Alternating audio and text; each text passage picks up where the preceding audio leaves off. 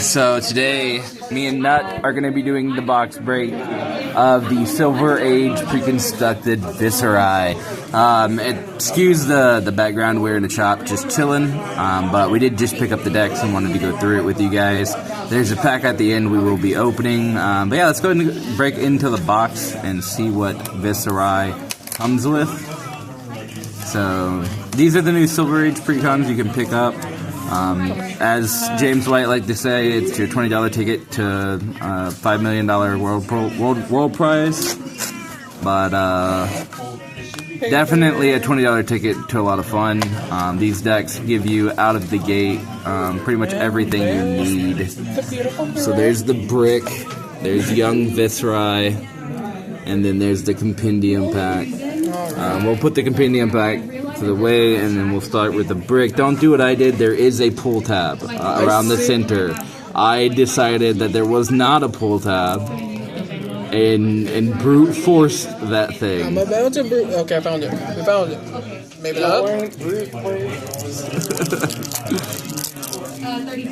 KO going 6-0. That's crazy. Yeah. Alright, we got Vicerai. What's in the deck? We got a Rune Chant. Gonna need those. Sorry, you gotta tilt it a little down. We got the Squirrel Spine. Always good to have the Squirrel Spine. Comes with the Blade Beckoner helmet. Heart and Cross Straps is what you're probably, yeah. So you're gonna probably want to show them that. That is a new piece. The Beckoning Haunts. It is a Guardwell 2 action XX1. Destroy this, return target aura with X from your graveyard to your hand. So basically being able to get your Malefic incantations and stuff like that back. Super good card. Alright, next is a Blade Beckoner's Boots.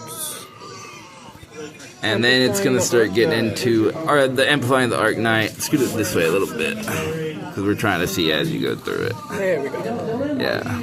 Amplifying coming in at 2 red. 2 red. You go hit the high notes, 2 red. Rune Flash, 2 red. Rune Rager Swarm, which is kind of bread and butter. If you've played or created an aura this turn, this gets go again, which you're always creating Rune Chants, so it's almost always going to be coming in as a head job. We got 2 of those. Runic Felgoing. That's a Runeblade action that came actually from Florian's kit, but that a lot of Runeblades are leaning towards. It helps for sure. Got 2 reds. Shrill of Skullform.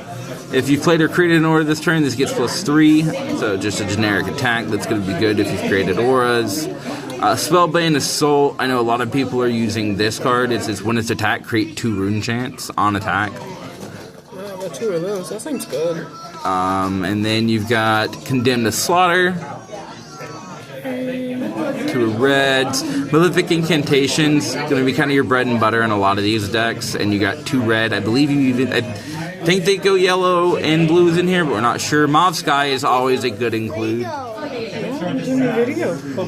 Mauve Skies is always a good include. One of this is a card that sees play in CC, and it's something you want to see. So it has this very powerful effects in a smaller life format like Sage. So having Mauve Skies in the deck is pretty lit. We've got 2 red. Going back into the Shrill of Skullform, you got yellows. Yellow Malefics, there we go, perfect. And then blue Shrills with the blue Spellblades. I see a lot of blue Spellblade lists. Visiting, what is that, Vexing Malice or Visiting Malice? It's Vexing, okay.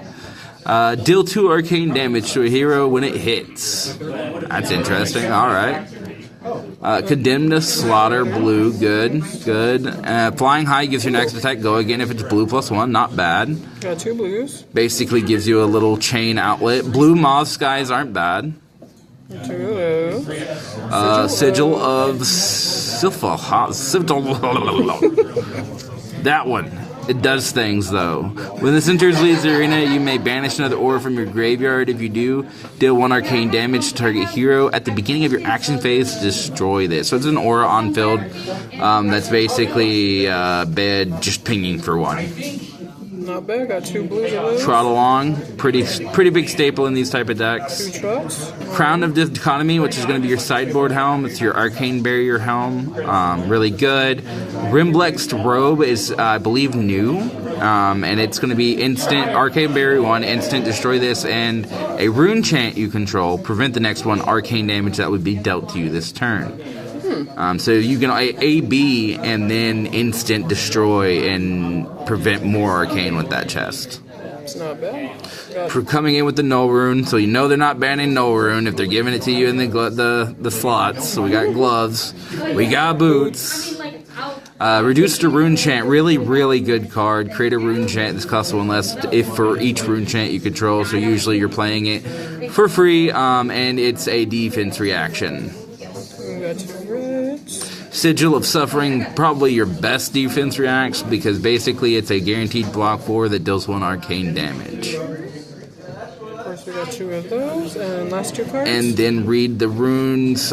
This is create rune 3 rune chants. Just essentially, like you would use your Trotala or your Flying Highs or anything like that to give it go again, and then you'd create 3 runes and send something. But very good. I like the deck a lot. I think that it is a good start for anyone getting into the Rune Blade aspect. And to note, Vicerai, I do want to note, yes, this is not a Shadow Rune Blade. Yeah, tell me about it. Not a Shadow Rune Blade. No Shadow. Alright. Is this paper? It is. We are back to paper packs. Let's open Hitting the packs. Let's go. Okay, She pulls the balance. Let's do it. Read the card. Says of Blood Loss. Future Sight. Tilt it towards me and I can read it. Future Sight. Spellbane Trap. Oh, new trap. Overcharge. Eating Carcass. Or, yeah, Distant Burnishing. Or Distant Rumbling. Woo! The other Harpoon. Lunar Mirage. An M, not bad. And we got one of the cloak equipment pieces. That's super cool. Enjoy that. Enjoy that. But yeah, Peanut in her first Vicerai deck boxing. And yeah, check you later.